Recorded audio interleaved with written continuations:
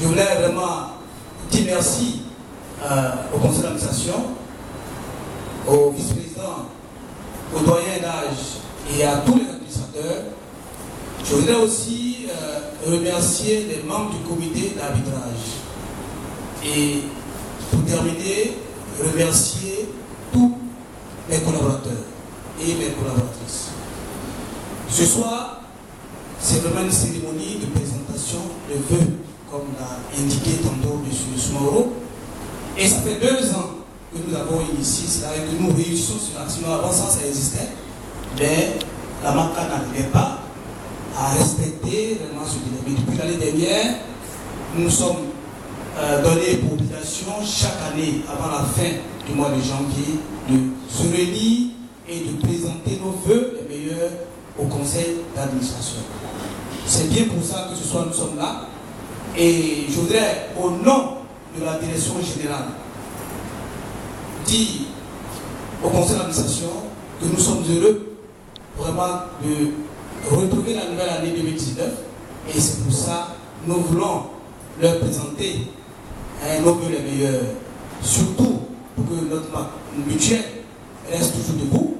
C'est vrai, quand il y a on va dire, il y a un être humain, c'est qu'il y a une tête.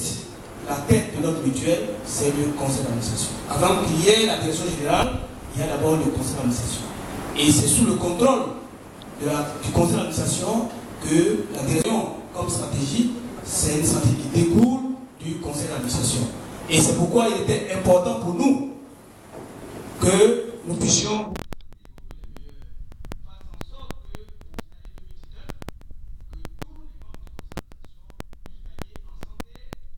en longévité, en prospérité, et que surtout l'esprit de compréhension, d'entente puisse animer tous les membres du conseil d'administration.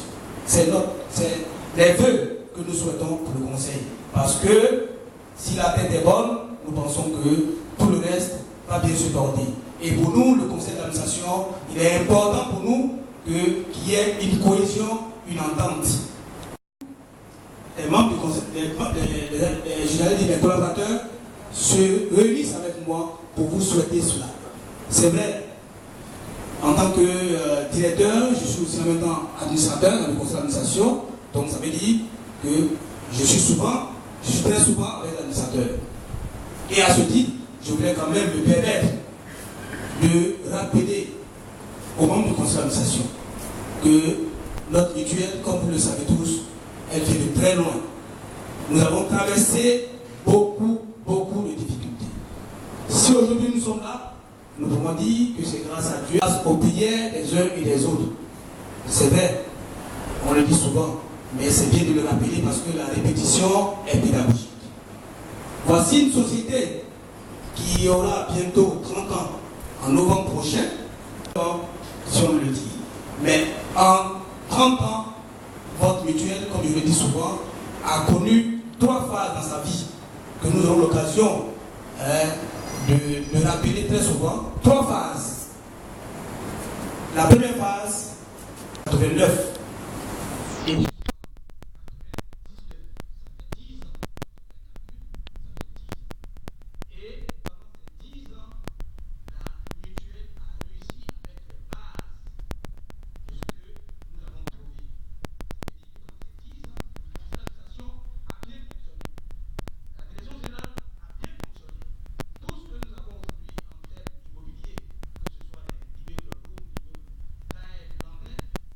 ont été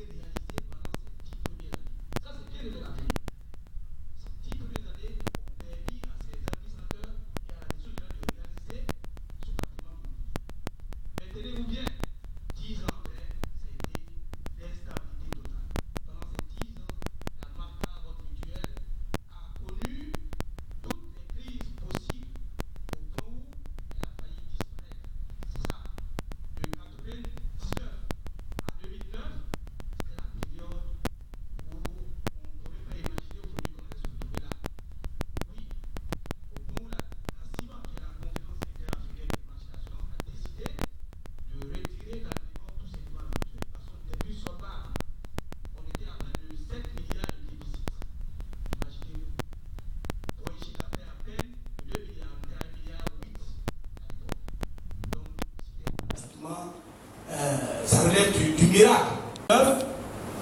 L'équipe actuelle, je veux dire, le conseil d'administration actuel a accédé au pouvoir. Et il fallait, comme on le dit, faire un miracle. Parce que il faut dire les choses telles qu'elles se présentent. Grâce aux prières, comme l'a dit les uns et les autres, et parce que les transporteurs aussi en souffrent. Ce n'est pas normal que la MACA disparaisse. On a vu la GMTCI qui a disparu. Et qu'est-ce que ça a créé? On a vu les transporteurs qui souffrent jusqu'à aujourd'hui de la disparition de la GMTCI. On a vu la SOMAT également. Ça a été la même chose. Et c'était le tour de la MACA.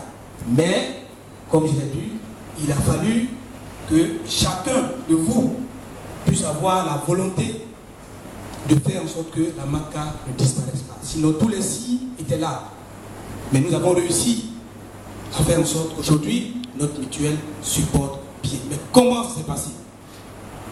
C'est parce que il y avait des hommes, il y avait des femmes qui étaient animés par un esprit.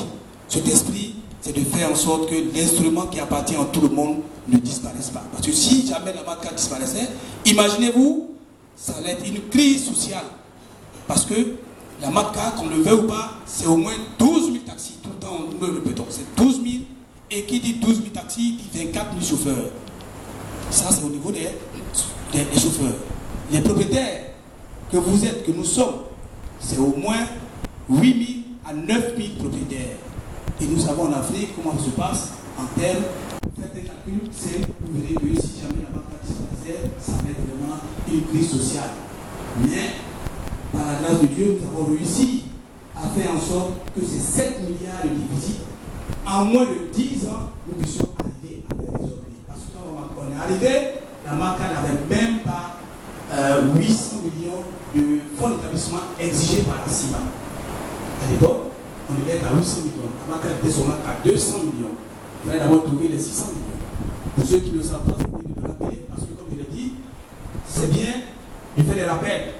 On était à 200 et il fallait d'abord que le conseil actuel se batte pour avoir d'abord les 800, atteindre d'abord les 800. Il fallait trouver les 600 millions. Pour les douanes. Parce que quand vous venez, vous présentez, on vous dit, écoutez, on connaît la MACA, c'est les crises, et voilà, donc on ne peut pas. Il y avait une seule banque sur la place qui était faite. Parce que ce jour-là, quand on est arrivé, quand on a présenté la situation, j'étais dans la délégation, le DG de la banque, que je peut-être son nom, sinon c'est la BACI, il y a une engagement de publicité, mais au moins il faut reconnaître que c'est la seule banque qui a accepté, après avoir tâté, comme on le dit, nous avons tâté, cherché à convaincre le banquier. Mais il nous a dit, je ne vous donne pas parce que vous êtes solvable, mais je vous donne parce que j'ai vu en vous une rage à vouloir vraiment réussir quelque chose où ce n'est pas possible. Et comme moi, je suis un homme de challenge, je veux faire ça. Et c'est comme ça que le DG a accepté de nous accorder les 600 millions. Et c'est là que c'est parti. C'est la première condition exigée d'abord par la commission. D'accord, vous voulez relever la société, la première condition, 600 millions. Il fallait maintenant réunir les transporteurs, aller à l'Assemblée générale pour sortir une conseil d'administration qui soit reconnue par tout le monde. Ce n'était pas facile. Et on avait 2 mois pour le faire. Tenez-vous bien, on avait 2 mois. Mais en 2 mois, nous avons réussi à mettre en place ce conseil d'administration et la CIMA a quitté Libreville pour venir installer même le président. Ça, c'était le premier pas. Mais ce n'était pas fini. La CIMA dit, bon d'accord, vous avez un conseil d'administration qui a été mis en place. Maintenant, nous allons vous mettre sous surveillance. Parce que vous avez un déficit de 7 milliards. Quand on regarde vos chiffres, votre maille de solvabilité ne vous permet pas d'être crédible. Mais, comme vous avez réussi les 2 premières épreuves, la 3e épreuve, vous êtes sous surveillance. Et on va voir si d'ici 1 an, vous allez commencer. Oui. Et la commission est venue faire un contrôle et elle constate que de 7 milliards, la MACA est un peu déficit. Elle se pose la question. Bon, d'accord, mais vous êtes encore sous surveillance. On va observer. Et la CIMA a continué à nous observer. Et les signaux ont commencé à passer du rouge au vert. La maille de solvabilité qui était négative est devenue positive 3 ou 4 ans après. Les engagements réglementés pour lesquels on n'a même pas à couvrir, on a commencé à couvrir avec un taux positif. la CIMA passe, elle constate, et mesdames et messieurs, ça devenait un miracle. Le chiffre d'affaires qui était à 1,8 milliard, chaque année, nous avons commencé à évoluer et à atteindre aujourd'hui, je vous parle, la marca est à 6 milliards 630 millions de chiffre d'affaires. Oui, ça c'est grâce à vous et au conseil d'administration.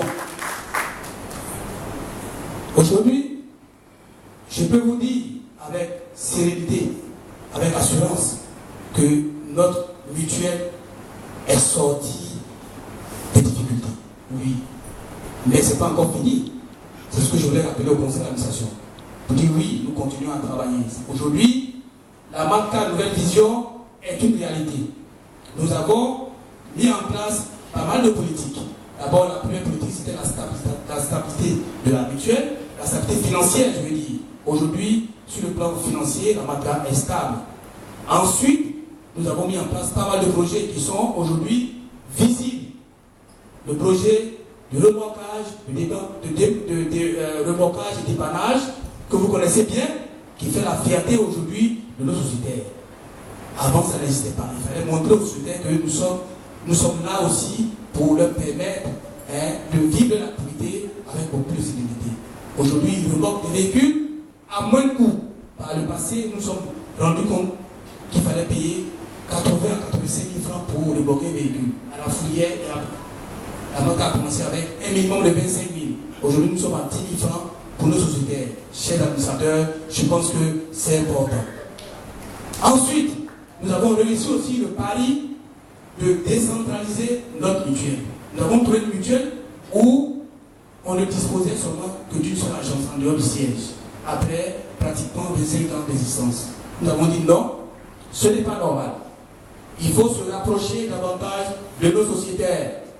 Nous avons mis en place la politique de décentralisation qui nous a permis d'ouvrir les différentes agences que vous connaissez depuis Trècheville, en passant par deux plateaux, Yopougon, et récemment c'est Abobo qui vient de voir sa commune qui a démarré depuis pratiquement le 7 janvier. Donc, mesdames et messieurs les administrateurs, nous avons fait du chemin. Mais nous voulons encore vous demander que la cohésion qui a existé pendant toutes ces années puisse continuer à exister. Nous avons besoin de calme, de stabilité pour développer la mutuelle. Parce que, comme on le dit, l'argent n'aime pas le bruit. Vous avez vu, en très peu de temps, nous avons fait des prouesses. Ça veut dire que nous pouvons faire plus. Et je pense, en accident, en devenant directeur général, j'ai demandé, j'ai dit au conseil d'administration, si vous voulez que je réussisse en mission, permettez-moi de créer des richesses. Parce que par le passé, on ne créait pas de richesses, on veut partager ce qui est là.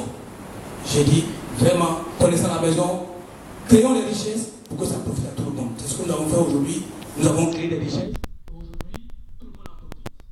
S'il y a la stabilité, s'il y a le cadre, nous allons continuer à créer la richesse et ça pourra profiter à tout le monde. Aujourd'hui, tenez-vous bien. Vous le savez, c'est l'administrateur, que la banque elle a une démarche, et par cette démarche, elle est certifiée. Et nous pouvons dire aujourd'hui que la marque est rentrée dans la cour des grands avec la certification. Parce que qui dit certifié, dit vous êtes reconnu au plan national, mais aussi au plan international. Parmi les banques, parmi les assurances qui existent aujourd'hui, on peut compter celles qui sont certifiées. Aujourd'hui, la marque a eu le privilège d'être certifiée. Et très bientôt, nous allons recevoir les agents de SGS qui viendront pour une remise officielle du certificat de la norme. Vous serez invités également. Donc, juste pour rappeler aux membres du conseil d'administration le chemin que nous avons fait pour être là. Mais nous n'allons pas nous limiter là. Nous vous demandons toujours de faire en sorte que notre mutuelle puisse garder cette stabilité.